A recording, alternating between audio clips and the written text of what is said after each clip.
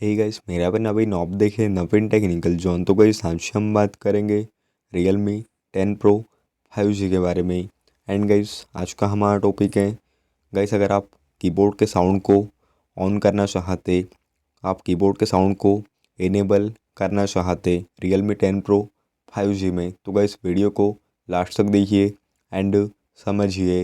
And अभी तक आपने हमारे चैनल को सब्सक्राइब नहीं किया है तो प्लीज़ सब्सक्राइब कर दीजिएगा। तो आप सेटिंग्स ओपन कर दीजिएगा एंड यहाँ पे आप नीचे आइएगा सिस्टम सेटिंग्स पे। तो यहाँ पे आपको नीचे में देखिए एक ऑप्शन दिया जाता है कीबोर्ड एंड इनपुट मेथड वाला, तो आप क्लिक कर दीजिएगा एंड यहाँ पे आप जीबोर्ड पे क्लिक कर दीजिएगा एंड यहाँ पे आप प्रेफरेंसेस पे क्लिक कर दीजिएगा। तो यहाँ पे आपको नीचे में देखिए साउंड ऑन की प्रेस वाला ऑप्शन दिया जाता है, तो आप इसे इनेबल कर दीजिएगा। इस स्टेप से आप ऑन कर दीजिएगा तो आपके फ़ोन में कीबोर्ड का साउंड ऑन हो जाएगा, इनेबल हो जाएगा। तो गाइस ये था आज का हमारा टॉपिक।